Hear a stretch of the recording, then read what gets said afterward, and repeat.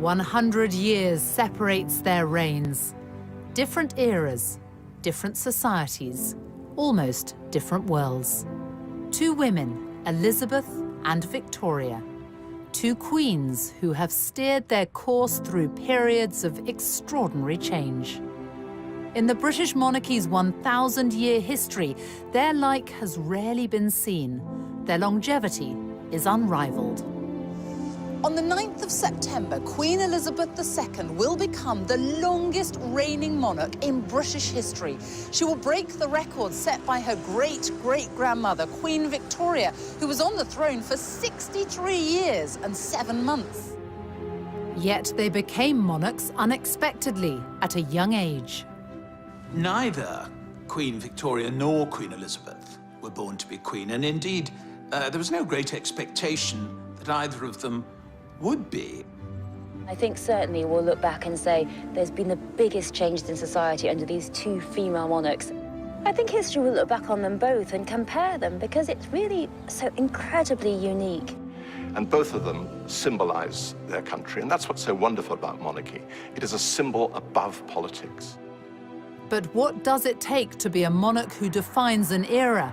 One who has the power to capture the hearts and minds of people at home and abroad. She's just brilliant. At her age, to be still doing things like this, it is just fantastic. I never really got this whole Queen thing, to be honest. I really didn't. But I've got it now, and I just... Okay, sorry, I posted on Facebook that I've fallen in love with the Queen. As the Queen reaches this milestone, we look at the long reigns of two extraordinary women and ask how they've managed to provide such enduring stability in an ever-changing world.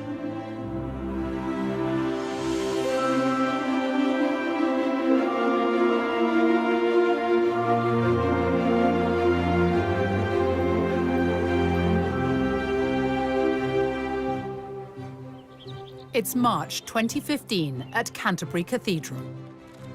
And here she is, Elizabeth II, the face of the modern monarchy.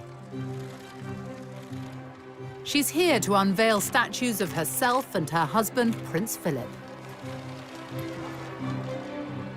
Immortalized in stone next to Queen Victoria and Prince Albert, in this, the year Elizabeth becomes the longest reigning monarch. Nobody expected that. On April the 21st, 1926, a child was born to the Duke and Duchess of York, Elizabeth and Prince Albert, who was the second son of King George V. Elizabeth Alexandra Mary came into this world a princess. Her popular uncle, the Prince of Wales, was next in line to the throne, followed by her father. So no one ever expected that one day Elizabeth would become queen. And she certainly wasn't born in a palace. In fact, she was born right here.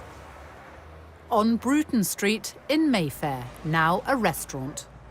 A plaque is the only reminder that before the bombings of World War II, Elizabeth's home stood on this site. And here they are, the family at their home in 1927, and Nanny and baby Elizabeth. The young princess was expected to lead a relatively quiet life away from the full glare of the monarchy, which is just what people thought at the birth of another royal infant. Victoria was born in a palace, Kensington Palace, on May the 24th, 1819. At birth, she was fifth in line to the throne. And even though her mother was fiercely ambitious, no one could have known that Victoria was destined to become queen. She too was raised quietly, away from court, under the care of her strong-willed German mother, Victoria Maria Louisa, the Duchess of Kent. Here she is, Victoria. Victoria herself. Victoria spent her childhood here in Kensington, and she said herself, "I had a very unhappy childhood." And she was also a long way from the throne. No one thought she'd ever come anywhere near it. Basically, when she was born, she was intended to be married into other royal families, a very minor royal, so no one thought anything much of it. By her own account, Victoria was brought up very simply here in a suite of rooms on the first floor of Kensington Palace. It was a privileged but isolated existence. What we do know is that she remembered later on this terrible, oppressive, melancholy childhood. We think it was a little bit more complex than that. In what way? Well, she was lonely, but she was also very imaginative. She had 132 dolls, and they're all very neatly and in a very organized way listed in her inventory, which she kept at the time. She must have had a sort of very, a dream world, the way she played with these dolls. I suppose she had a lack of friends. We wonder whether some of the costumes could possibly be made from fabrics that made Princess Victoria's dresses. That's not something we're able to prove, but it's a possibility. Before she was 1, her grandfather and father died. And when her uncle George IV passed away, another uncle became king, which meant she was next in line to the throne at the age of 11. Life became even more restrictive. Her mother kept her under, well, pretty much lock and key. They called it the Kensington system. They wanted control of her. So they kept her under 24-hour surveillance. She wasn't allowed to have a single minute alone, because what they wanted was her to come to the throne at, say, 10, 12, and they be the one in the power. They be the one being regent. She was sheltered and protected, and she even shared a bedroom with her mother until the day she became queen at the age of 18.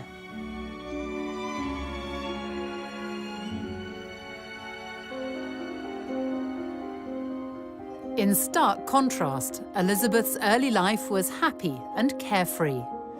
She had the constant companionship of her younger sister, Princess Margaret. Princess Margaret. We four. They had the common touch. They had ordinary Scottish nannies. Scottish nannies looking up. Boba MacDonald taught her how to iron the wrapping paper of her presents and put it away in a drawer so that she could reuse it. But she went on the bus, she went to the museums, and all the time, in those early years, she was just being prepared for the life of a young lady of the middle to upper classes. But all that changed suddenly in 1936. It was the year of the Three Kings. In January, King George V, Elizabeth's grandfather, died. Her uncle took the throne as King Edward VIII, but his reign lasted just 325 days. He abdicated in order to marry the twice-divorced American Wallis Simpson. By December that year, Elizabeth's father was king. Elizabeth moved here to Buckingham Palace with her family at the age of just 10. Her father was now king, and it must have been a huge change for the young princess, who until then had been raised in a more modest family home, albeit in Mayfair. It was 1937, exactly 100 years after Queen Victoria had arrived here at the age of 18. Victoria left Kensington Palace just weeks after becoming queen. Her first requests were for time alone at last away from her mother and a bedroom of her own. She got much more than that.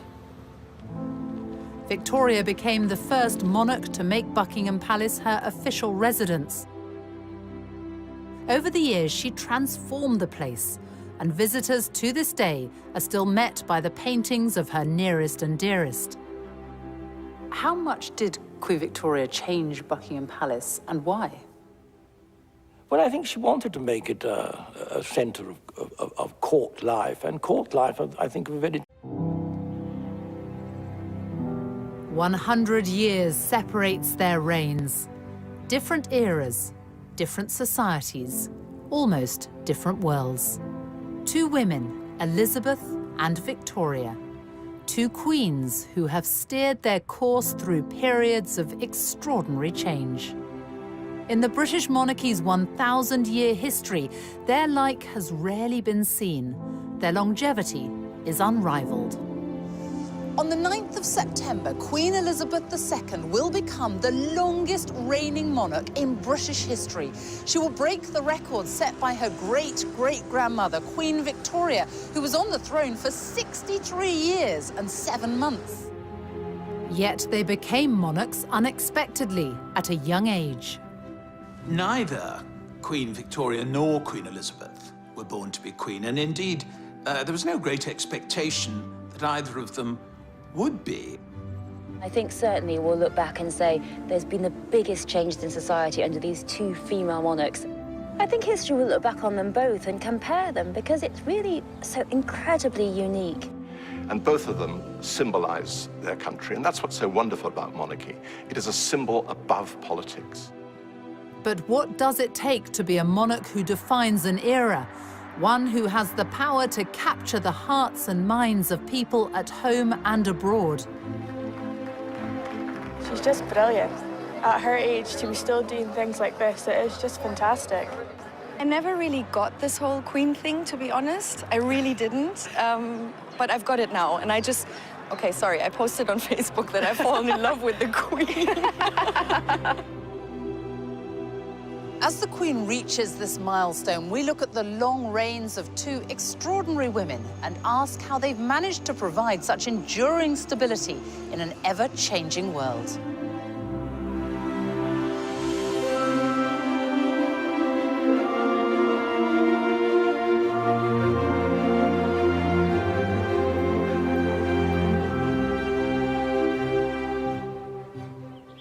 It's March 2015 at Canterbury Cathedral. And here she is, Elizabeth II, the face of the modern monarchy. She's here to unveil statues of herself and her husband, Prince Philip. Immortalised in stone next to Queen Victoria and Prince Albert, in this, the year Elizabeth becomes the longest reigning monarch. Nobody expected that. On April the 21st, 1926, a child was born to the Duke and Duchess of York, Elizabeth and Prince Albert, who was the second son of King George V. Elizabeth Alexandra Mary came into this world a princess. Her popular uncle, the Prince of Wales, was next in line to the throne, followed by her father. So no one ever expected that one day Elizabeth would become queen. And she certainly wasn't born in a palace. In fact, she was born right here. On Bruton Street in Mayfair, now a restaurant. A plaque is the only reminder that before the bombings of World War II, Elizabeth's home stood on this site.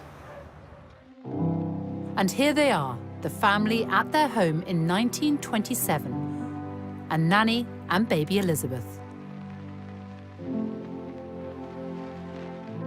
The young princess was expected to lead a relatively quiet life away from the full glare of the monarchy, which is just what people thought at the birth of another royal infant.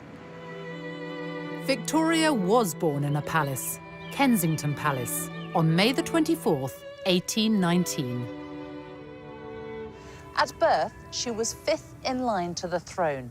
And even though her mother was fiercely ambitious, no one could have known that Victoria was destined to become queen. She too was raised quietly, away from court, under the care of her strong-willed German mother, Victoria Maria Louisa, the Duchess of Kent. Here she is, Victoria. Victoria herself. Victoria spent her childhood here in Kensington, and she said herself, I had a very unhappy childhood. And she was also a long way from the throne. No one thought she'd ever come anywhere near it. Basically, when she was born, she was intended to be married into other royal families, a very minor royal, so no one thought anything much of it.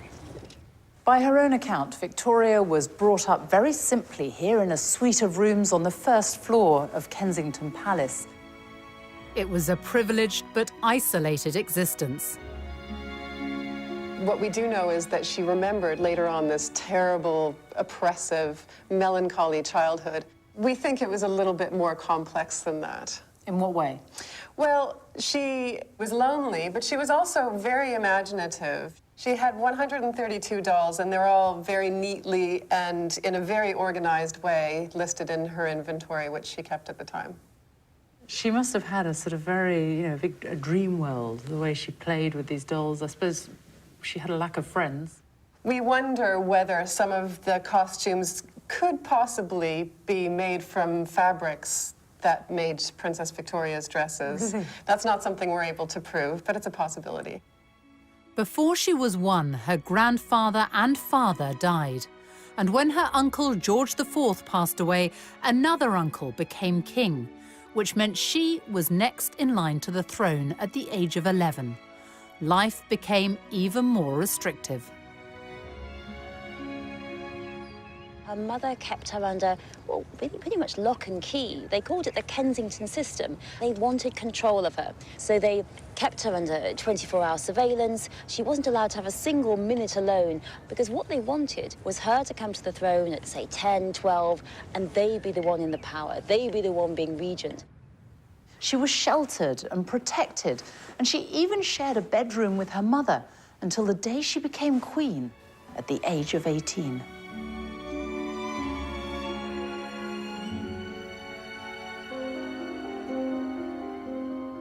In stark contrast, Elizabeth's early life was happy and carefree.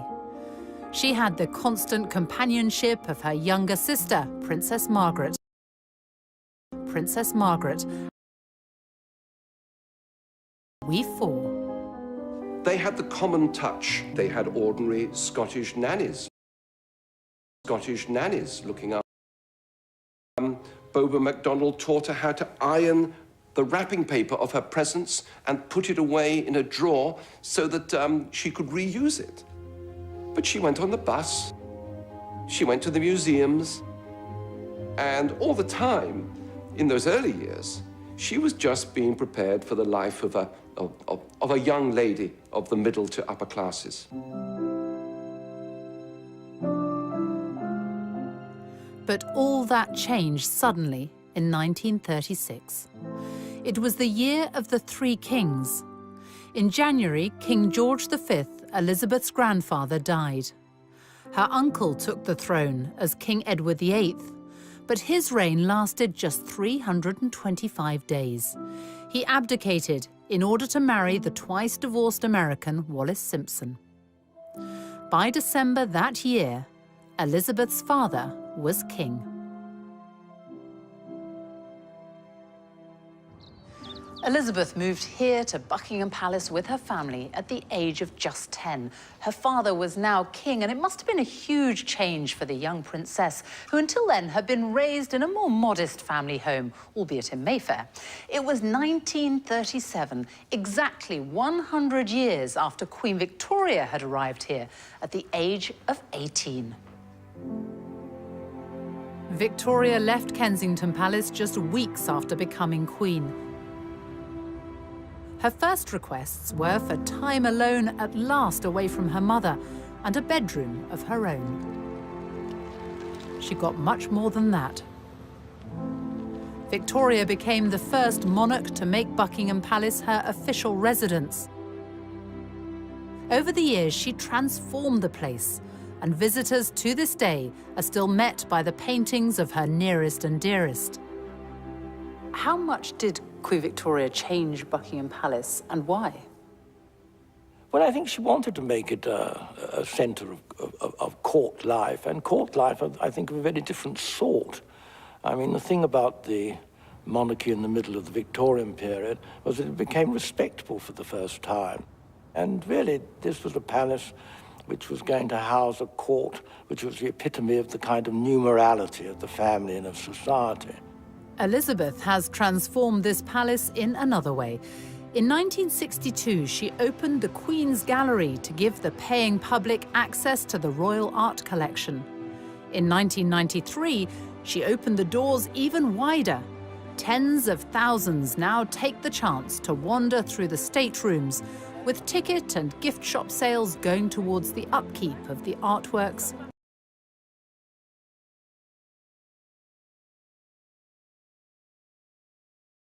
guests are invited to a reception at Buckingham Palace for the Queen's Award for Enterprise, now in its 50th year. And each guest is greeted personally. It means a huge amount to these businesses. You could be in China, you could be in India and Brazil. People will see the emblem of these awards and they will know that you've got that because you're a very successful British business, and it actually then leads to more business, which is great news for Britain. Such a boost to me personally, to my confidence as a businesswoman, but obviously to the business. I've met so many fantastic other businesses, so I look forward to a lot more business networking as well. The questions she was asking tonight were quite interesting. They were very business orientated, and she obviously knows what's going on, which is great, you know. The Queen herself is such an inspiration for all of us. And so for women in general, I think, you know, I mean, an inspiration of hard work, dedication, you know, like what entrepreneurs should look up to.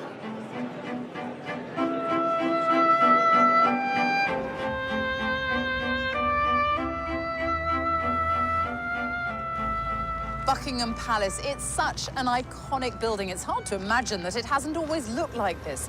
But Queen Victoria wanted to extend the palace, and so she sold Brighton Pavilion to pay for it and added on this whole frontage, everything you can see now, including, of course, one of the most famous balconies in the world. Here's Victoria in 1893, first photographed on the balcony. And Elizabeth, her great-great-granddaughter, making her debut as a baby. Across time, the balcony became a sort of rallying point for the nation. No more so than in May 1945, when war in... as Elizabeth stood proudly by him in her uniform.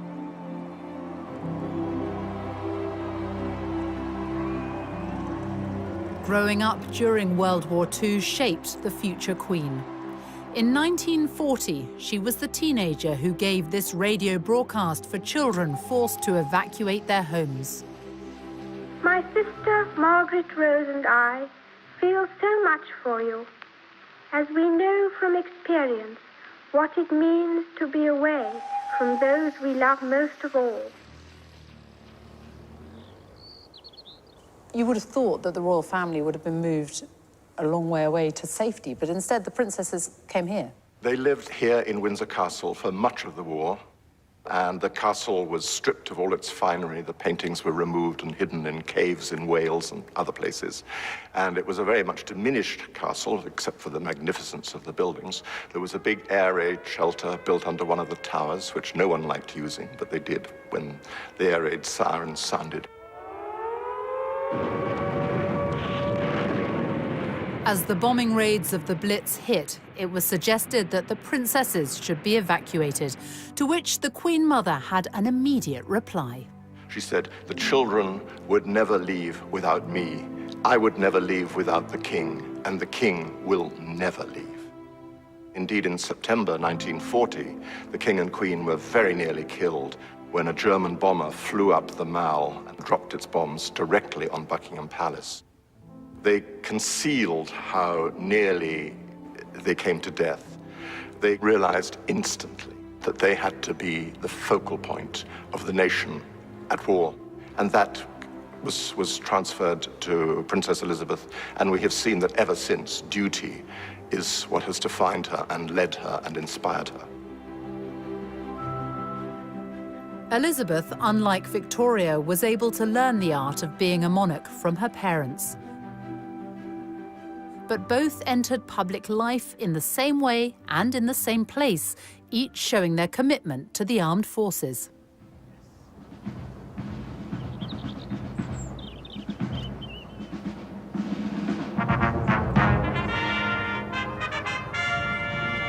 Queen Victoria came here to Windsor Castle to review her troops for the first time when she was just 18. A century later, Elizabeth, then still a princess, followed in her footsteps on her 16th birthday. It was her first official engagement. The British Grenadiers then marched past Her Royal Highness the Colonel. She's back. It's April 2015. Now 89, the Queen is presenting new colours to the 1st Battalion, the Welsh Guards. She knows the military inside out and played her part in the war effort when she joined the Auxiliary Territorial Service at the age of 18. One of the things she did was to learn how to strip down her truck. And there are famous pictures of her doing so. And she worked with other people who had been called up who were serving from all walks of life. And I think that was her first proper introduction to life outside of the family. And these were all sort of incremental steps in her training, if you like, towards being the monarch. Her Majesty the Queen knows absolutely everything that's happening in the ceremonial state occasion. But she knows that I'm there to just make sure those people that don't know are led and guided so that they can give the best performance. I'm inspired by her. An absolutely wonderful lady. I mean, the Queen is what we fight for and fight under for the country, and she's sort of the head of the army and our regiment, so it's extremely special for the boys. Do you think that the Queen really does understand what you do, what you go through? 100%, 100%. I think she probably knows more than anyone in her time of understanding what sacrifice for the country is, and she's an extremely special person. Recognition from the monarch has always been highly prized. At the end of the Crimean War in 1856, Queen Victoria introduced the Victoria Cross for bravery. A medal has been created in Elizabeth's name too, the Elizabeth Cross, for the next of kin of British servicemen and women killed on military operations or by terrorism. 2 recent tours of Afghanistan have seen the Welsh Guards lose 9 men. Lieutenant Mark Everson was one of them. You have been awarded the Elizabeth Cross. Yeah. In memory of your son. Yes. Just explain what the Elizabeth Cross is and how important it is to you. Most awards that are given to soldiers, but this is something for the families, which is actually saying, you know, the families are involved in this as well. However prepared one is for soldier death, it leaves a huge hole in families.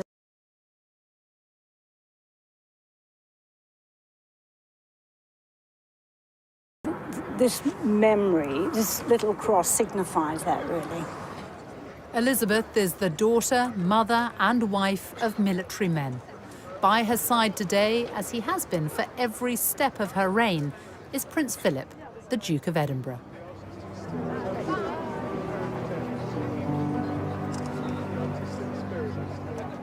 They got to know one another in 1939, as Elizabeth accompanied her parents on an official visit to the Royal Naval College, Dartmouth. The cadet assigned to show her around was Philip, a prince by birth of Greece and Denmark, also a great-great-grandchild of Victoria's. The Queen saw him, this handsome young Viking with his sense of humor. I think right at the start, his lack of reverence, his sense of informality appealed to her, as well as his stunning good looks. They became pen pals, with Elizabeth keeping a photo of a bearded Philip as he fought for his adopted country, Britain. It was a love match.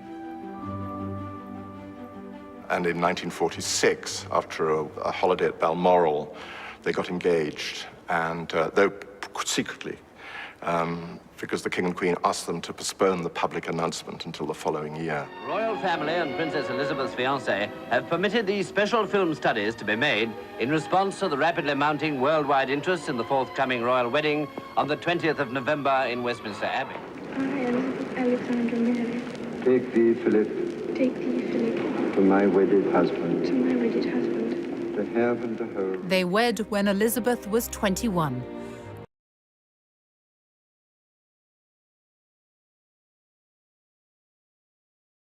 than that of any other British sovereign.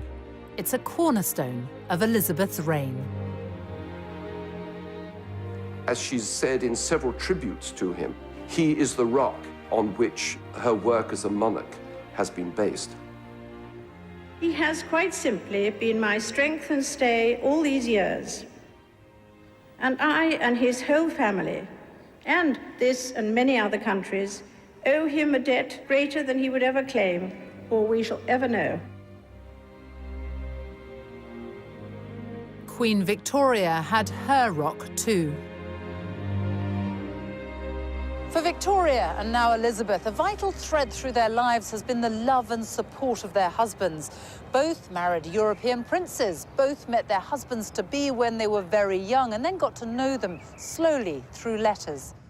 He also looked like a film star. I mean, there's something very romantic in the fact that both Prince Albert and Prince Philip were both sort of gorgeous to look at, you know, that builds up the whole fairy tale. Victoria was 16 when she met Prince Albert of Saxe-Coburg and Gotha. He was her first cousin from Germany. It was determined, more or less, from childhood onwards, that Victoria would marry one of those Coburg children. There were some other candidates for her to marry, but that was the obvious one. And it was her great luck that she fell in love with him, besottedly. It was a real love affair and love match from the beginning. They kept in touch by letters, and she described him as so sensible, so kind, and so good, and so amiable too. She really hadn't had a chance to have anyone to love. She and her mother had been at loggerheads. She had no sister, no friend, no father. So she'd been a very lonely child, and all this passion had really pent up inside her. Obviously, Victoria's wedding to Albert on a grisly February day is essentially a private service. Victoria herself said that she noted every detail. Indeed, she does appear to have noted every detail in her journal afterwards. I think for Victoria, it was a wonderful day in every way. The couple were married in 1840. Victoria was already queen, so she had to propose to him. They went on to have 9 children. Albert brought an experience of the world Victoria had never known. He developed a strong interest in arts and culture and built the Italian Gardens in Kensington as a testimony of his love for her. She rejoiced in her marriage to Albert, and it had for her a significance only rivaled by her coronation day.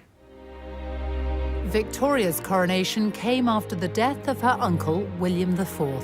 It's one of the quirks of the hereditary system that one is expected both to mourn and rejoice at the same time, mourn the death of one sovereign, rejoice in the accession of the next. I think in 1837 there is a definite imbalance. There is notably more rejoicing than mourning. She loves being queen at the age of 18. She tells the wife of a courtier that she woke up one morning afraid it might all turn out to be a dream. She thoroughly enjoys the dream. 400,000 people flocked to London for her coronation, helped by the transport revolution, the railways, and the hopes of a nation resting on youthful shoulders, something shared by only 2 women in more than 100 years. Elizabeth's path to accession came in 1952. In January, she and Philip were waved off at the airport by her father, King George VI, as they began a Commonwealth tour in his name. It was the last time they would see one another. He was only 56. On February the 6th, 4,000 miles away from London, Princess Elizabeth was brought the news the world was soon to hear. It was announced from Sandringham at 10:45 today that the King, who retired to rest last night in his usual health, passed peacefully away in his sleep earlier this morning. People were shocked by the death of the King. It wasn't anticipated, except in an inner circle who knew just how ill he was. Elizabeth returned to London in mourning, a young woman who now held the future of the monarchy in her hands. For 4 days, King George VI lay in state in Westminster.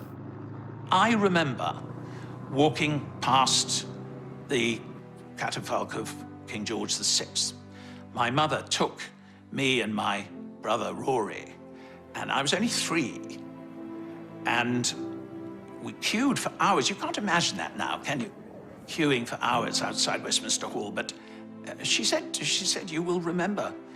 You will remember this all your life, and this is something we owe him. The nation mourned for the man who had saved the British monarchy. He passed on the essential value of duty to his daughter, something his great-grandmother, Victoria, understood well herself. In 1838, Queen Victoria, at the age of 19, came here to Westminster Abbey for her coronation. Just over a century later, her great-great-granddaughter Elizabeth followed in her footsteps and was crowned right here in the very same place. More than 8,000 people packed the Abbey that day, and millions were watching on the television around the world. Elizabeth was 27 years old and the mother of 2 young children.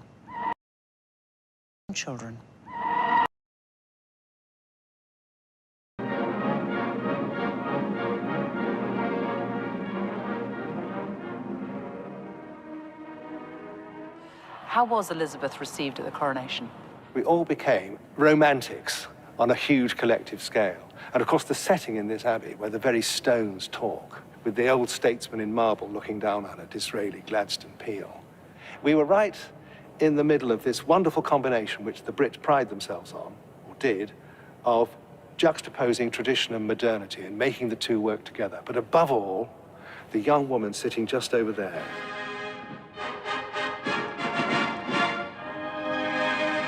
Seared across the Velcro of memory, and it's a very dazzling searing because post-war London was very drab. We'd lost 1/3 of our wealth in the war. There was still rationing. Very few people had any new clothes.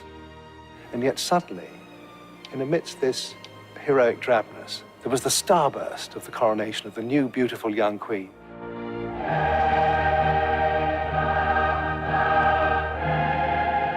I remember it. I was on Victoria Embankment, and it was a kind of magic moment when the great golden coach went by, and then this smiling figure. It was one of the moments of the reawakening of the country after a long and tense and deprived period.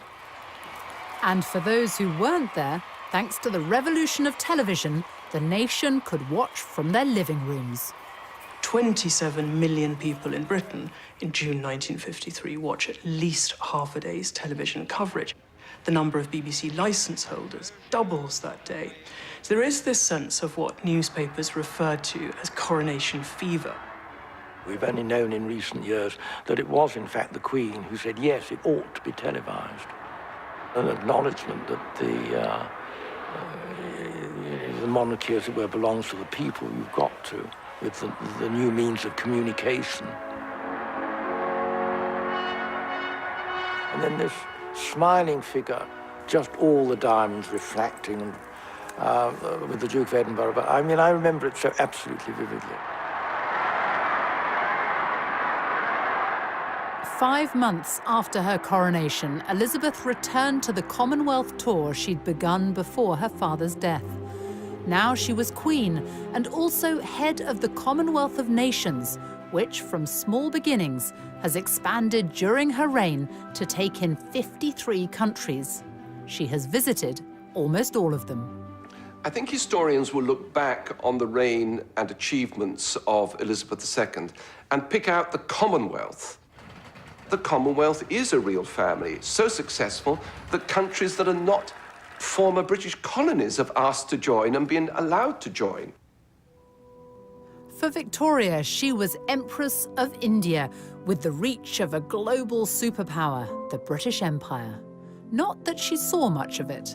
Britain did rule half the world, and it stretched everywhere from Canada to Australia and included great tracts of Asia and Africa. And it's true that Queen Victoria didn't visit any of these places. She was very much in touch and thinking about them a lot. She became besotted with India and Indian culture in her later years. She taught herself Hindustani, and she could speak a little bit of Urdu. She would have loved to go to India, but they didn't let her. So in her mind and her spirit, she traveled, completely unlike Queen Elizabeth, who actually travels. Queen Elizabeth II has crisscrossed the globe for more than 60 years. Here and abroad, she has shaken the hands of history. It's June 2015, and once again, the red carpet is laid out on foreign soil. This is Berlin's take. This is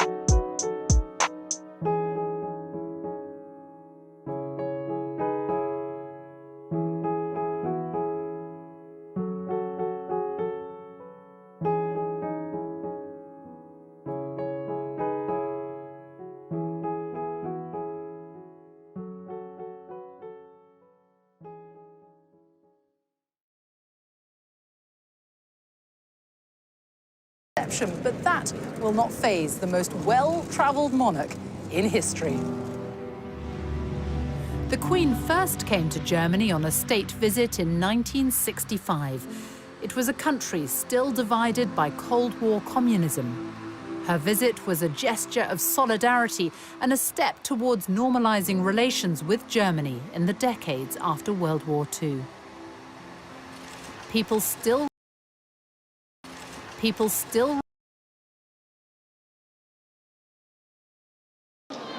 For my husband and me, it is a deeply moving experience to be with you here in this courageous and famous city. 50 years on, Germany, now a unified country, has changed dramatically. The welcome for the Queen hasn't.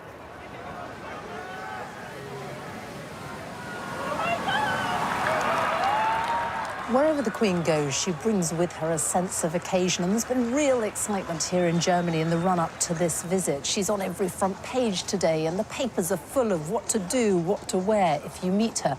And German television has been running British-themed programmes. And that's the thing about the Queen. Wherever she goes, she brings with her an indefinable something that no one else can. The Queen is our big differentiator in the eyes of many of our foreign partners and friends. They deal with other governments, they deal with other heads of state, but the Queen is something completely unique. And you see that in the reaction of the crowds lining the streets.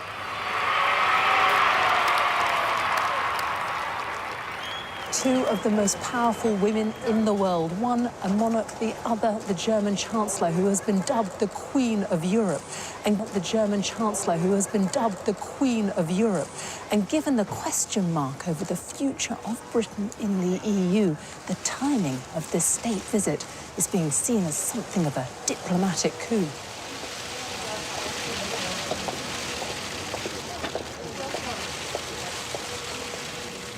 I think for many people, for many different reasons, this is a very important visit, a very important moment, and it brings Britain and Germany closer together at a time which is, for us, actually very important for there to be good and close relationships. As a constitutional monarch, the Queen must remain politically neutral. Hers is more of a personal power. Arriving at the state banquet, she is wearing Queen Victoria's rubies as she delivers words echoing a lifetime of experience. We know that division in Europe is dangerous and that we must guard against it in the West as well as in the east of our continent. That remains a common endeavour. Flying the flag for the United Kingdom at the British ambassador's residence in Berlin. Every year, a garden party is held to honour the Queen, but this is the first time she and the Duke of Edinburgh have actually been able to attend. The interest in Germany in the Queen is already big. People have been thinking about the institution of the monarchy and about the overall relationship between Germany and the United Kingdom. In diplomatic speak, we'd call it soft power. It's what the Queen stands for. It's the values that she embodies, and that has deep impact. There's all those disputes we do have at the moment in Europe about Britain and Europe and the rest of the world. So it's important that we do have this unifying personality. She's there and she stands for something and a value that is not changing. And so it's like an authority. You know, all the emotions here at this garden party that show that there's a very strong belief in Germany that please stay in the EU, we need you. Very smiley and talkative, actually. Yeah, and I never really got this whole Queen thing, to be honest. I really didn't. But I've got it now, and I just... Okay, sorry, I posted on Facebook that I've fallen in love with the Queen.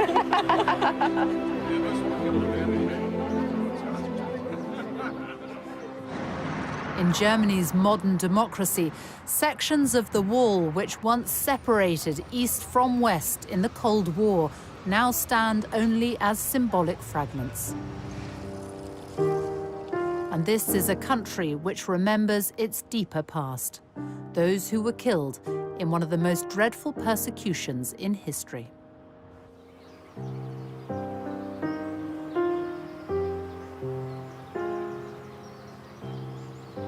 70 years ago, British forces liberated this camp, and they discovered, much to their horror, that on this very soil, tens of thousands of people had died in a most horrific fashion. It was liberated by World War II Allied troops in April 1945. 70 years later, it is the Queen's request that she and the Duke of Edinburgh end their German state visit by paying their respects at the site of the Bergen-Belsen concentration camp. And for some, the memories are very personal. To me, it was just one huge horror story. How any human beings could treat other human beings in this way. Just incredible. I don't think there was a sort of screaming of joy because everybody thought we must be dreaming. We hear an English voice. That wasn't what we were preparing us for. We were preparing us to die.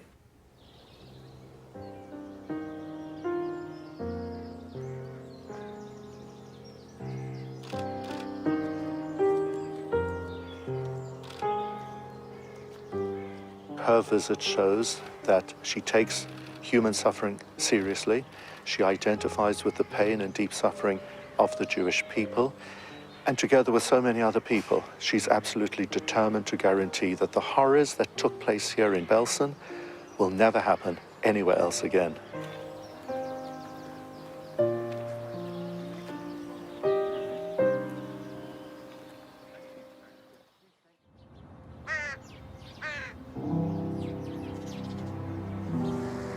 In Britain, religion and the monarchy are forever intertwined. Since King Henry VIII famously separated the English Church from Rome, every monarch has become defender of the faith and head of the Church of England. Victoria. She was devout, outspoken on church matters. She even wrote about her views on sermons in her diaries. I think that sincerity of faith is something that Queen Victoria shares with Elizabeth II. I feel absolutely sure that both women, in what is unquestionably a very lonely position, have felt upheld at moments, many moments possibly in their reign, by a very strong Christian faith. Many have found the practice of quiet personal reflection surprisingly rewarding, even discovering greater spiritual depth to their lives. In her Christmas broadcasts, she talks often about how the teachings of Christ are what inform and inspire her.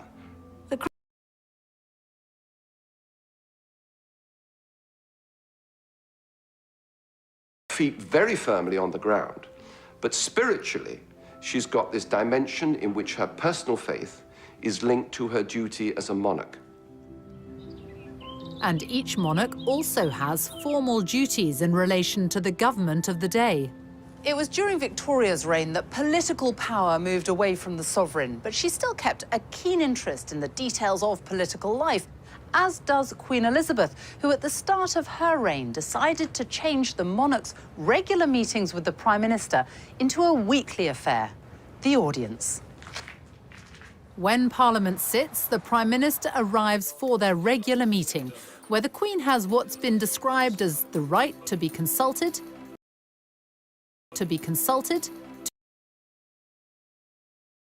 the course of 12 British Prime Ministers.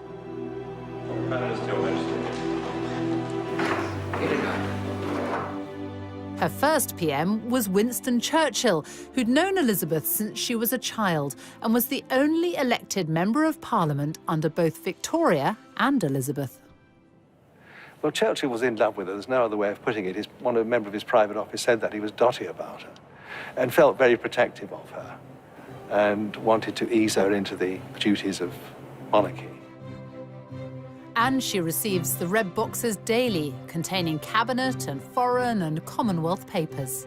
She's been terribly well informed. When you think about it, the first weekly intelligence summary she got from the Joint Intelligence Committee in February 1952 would have had at least a section on it, I'm sure, of Stalin's capabilities and military intentions. Can you imagine it? The long reigns of Elizabeth and Victoria mean they have had to steer their way through periods of extraordinary change. Queen Victoria's reign saw the Industrial Revolution, economic progress, and the growth of the British Empire. Scores of grand buildings went up during the Victorian age, many of which are still with us today, like this one, the Victoria and Albert Museum. It houses one of the largest collections of decorative art and design in the world.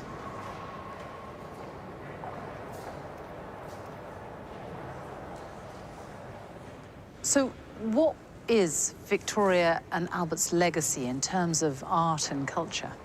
It's fundamental. I mean, this museum, as you know, is the Victoria and Albert Museum, and that name is not an accident.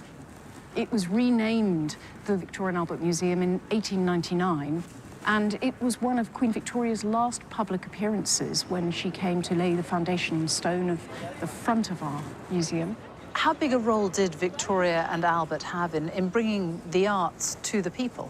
Throughout her life, and indeed throughout Albert's life, they were actively promoting education and culture, art and science. This whole complex at South Kensington is thanks to the way they supported and promoted these activities. So much so that this area became known as Albertopolis, also taking in the Albert Memorial, Victoria's vast tribute to the man she adored, who died at the age of 42. The great expansion seen in the Victorian age has not been repeated during Elizabeth's reign. Instead, there have been huge leaps in science, technology, medicine, even space travel, and far greater freedom and tolerance. In an age of rapid innovation and cultural change, the Queen recognises pioneers from every field. At Windsor Castle, she has a gathering of the holders of the Order of Merit. It's a celebration of the elite from music, art, medicine, astronomy, architecture, theatre. Queen Victoria may have been the first monarch to try the telephone with none other than the inventor Alexander Graham Bell. But it was Elizabeth who, in 1958, made the first direct-dialed long-distance telephone call. This is the Queen speaking from Bristol. Good afternoon, Lord Provost. Good afternoon, Your Majesty. She was the first British monarch to send an email in 1976, and has a Twitter, Facebook, YouTube, and Flickr account in her name.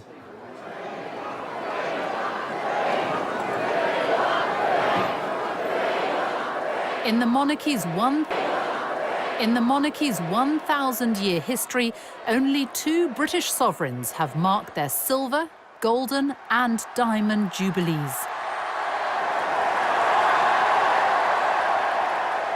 Victoria and Elizabeth.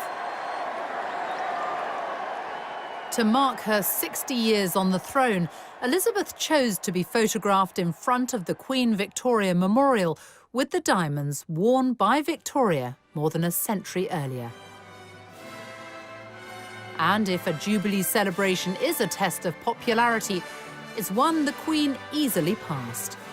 Hundreds of thousands turned out to celebrate. Her speech that year seemed to recognise her unique place in the world. I have been privileged to witness some of that history, and with the support of my family, rededicate myself to the service of our great country and its people, now and in the years to come. Hip hip! Hip hip! Hip hip!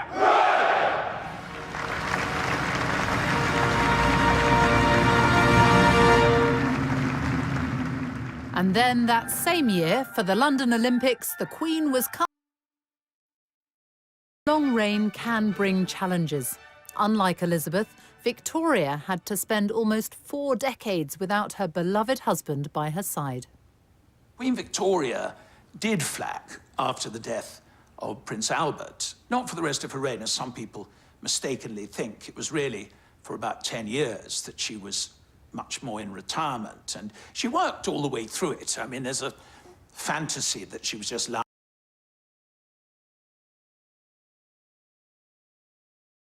years. The politicians constantly feared, because she was so reclusive and shy and didn't like waving from balconies and didn't wear crowns, that somehow or another she was out of touch.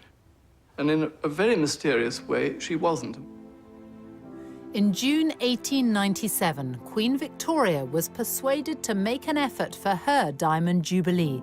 She was captured in this rare footage, and she had an empire to call upon. London had never seen anything like it.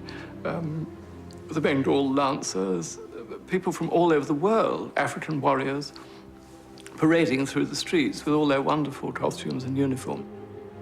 It was partly a demonstration of this extraordinary political stability, that this institution, which had been so fragile in 1837, was now going stronger than ever in 1897, thanks to this very eccentric, clever but strange woman sitting in an open carriage riding through the streets of London in a black bonnet. The whole place was alive with excitement. Both Victoria and then Elizabeth came here to St. Paul's Cathedral to mark their Diamond Jubilees. For Victoria, who by then was 78, it was a rare public appearance. She was still mourning Albert decades after his death. And she was frail, too frail to climb these stairs and go inside. So instead, when her carriage drew up here in front of jubilant crowds, she remained in it, and the whole service came out to her.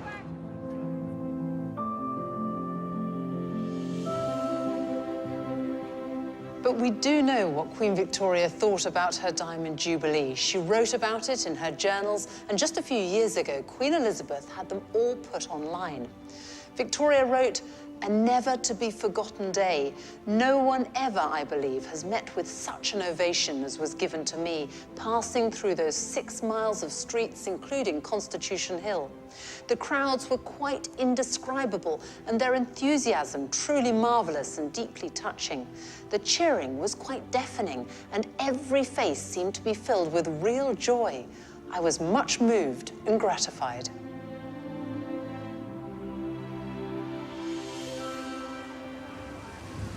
As well as being visible, the monarch must connect with every part of the United Kingdom. Today, the Queen, a direct descendant of Mary Stuart, Queen of Scots, arrives in Edinburgh for Holyrood Week. It starts with the ancient ceremony of the Keys, unchanged since Victoria's time. Well, it's a very significant process because it's the presentation of the city's keys to the monarch. But also, you know, for people of the city, it's a meaningful event because it's about the Queen's authority in the city. It's also about a welcome for garden party guests in the spectacular grounds of the palace. Royal garden parties were introduced by Victoria at Buckingham Palace in the 1860s and brought here to Scotland by Elizabeth's grandfather, George V. This is the Queen attending as a child. 8,000 people have been invited to this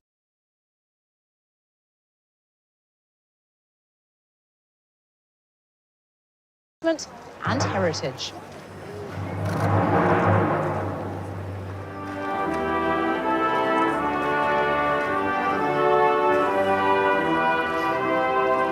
She's just brilliant.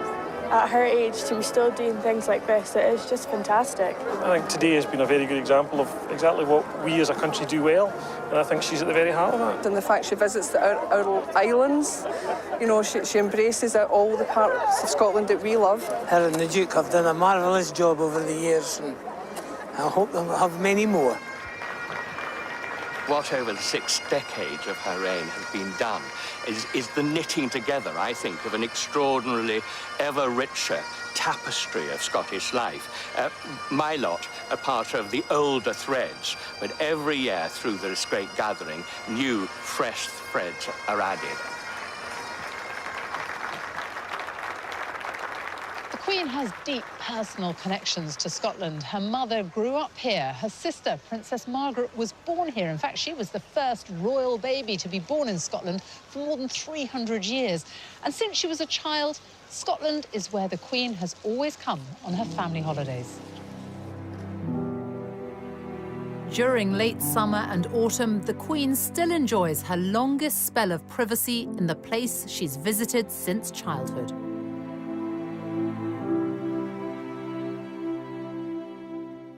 It's a tradition started by Victoria, who in her 20s was only the second reigning British monarch to venture north of the border since the days of Charles I. Queen Victoria and Prince Albert fell in love with Scotland. Prince Albert saw Germany in it. He was reminded of Germany. The sort of forests of firs and all that kind. Queen Victoria was privy to a kind of ordinary life up there that was more difficult in Windsor or in London. Victoria did deer stalking and watercolours and long walks in the heather and getting rained upon and all that.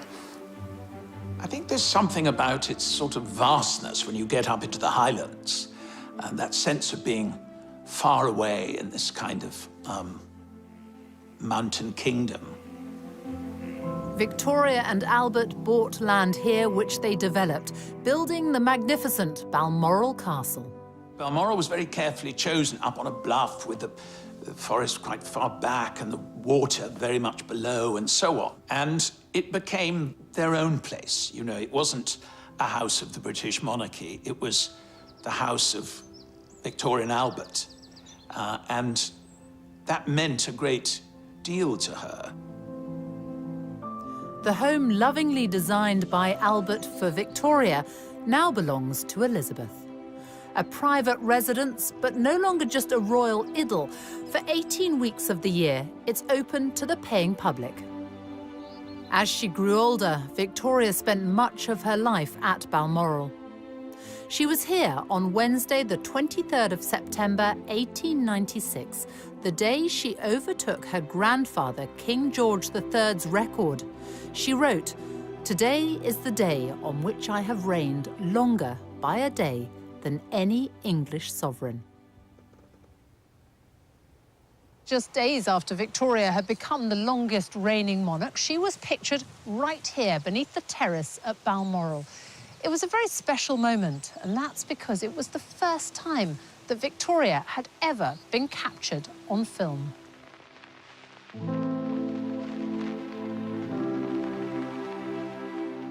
Here she is, surrounded by dogs, children and grandchildren. Victoria, a focus of national unity, who chose to mark her momentous day quietly. Elizabeth will also be in Scotland, but will carry out some official engagements.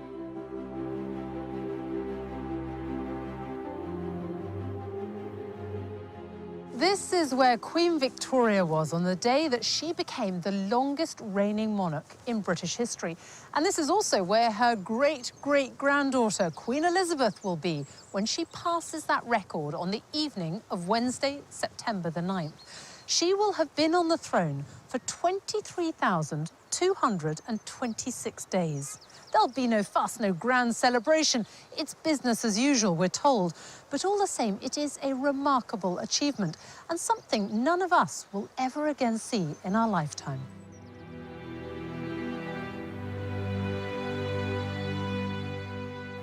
Even for those that don't think about the monarchy or don't follow it particularly, the fact that she is there and it's there as an institution and she never puts a foot wrong. I don't think we should withhold our gratitude to both women for keeping this institution, which I think many people cherish, in spite of all the jokes they make about it. By being inscrutable, untouchable, unfashionable and unfaddish, the Queen remains a concept that all people potentially can connect with. And I think that's a very important and valuable aspect of our national life. And she simply is always out there, meeting people, speaking to people, and very much identifying herself with the whole population, not just one certain group of it. Politicians come and go when they talk about the big society. The Queen and the royal family have practiced it and continue to practice it in all sorts of ways. And that stems totally from the sense of duty and religious convictions of Elizabeth II. This is a great country, and one of the reasons it's great is because we have had this continuity of kings and queens for so many centuries. And this queen is probably going to be seen as one of the greatest of all. I think what she has done is she has made us all believe again in the viability of the institution she represents. And to me, that's a great achievement. I declare before you all that my whole life, whether it be long or short, shall be devoted to your service and to the service of our great imperial family to which we all belong. That I shall not have strength to carry out this resolution alone unless you join in it with me, as I now invite you to do. I know that your support will be unfailingly given. God help me to make good my vow, and God bless all of you who are willing to share in it.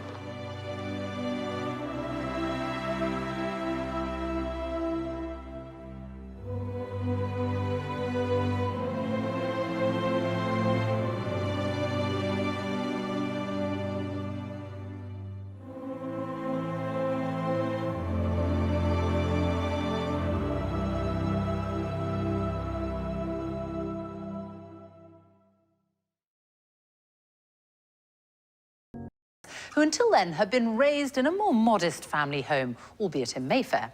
It was 1937, exactly 100 years after Queen Victoria had arrived here at the age of 18. Victoria left Kensington Palace just weeks after becoming Queen. Her first requests were for time alone at last away from her mother and a bedroom of her own. She got much more than that. Victoria became the first monarch to make Buckingham Palace her official residence. Over the years, she transformed the place, and visitors to this day are still met by the paintings of her nearest and dearest. How much did Queen Victoria change Buckingham Palace, and why?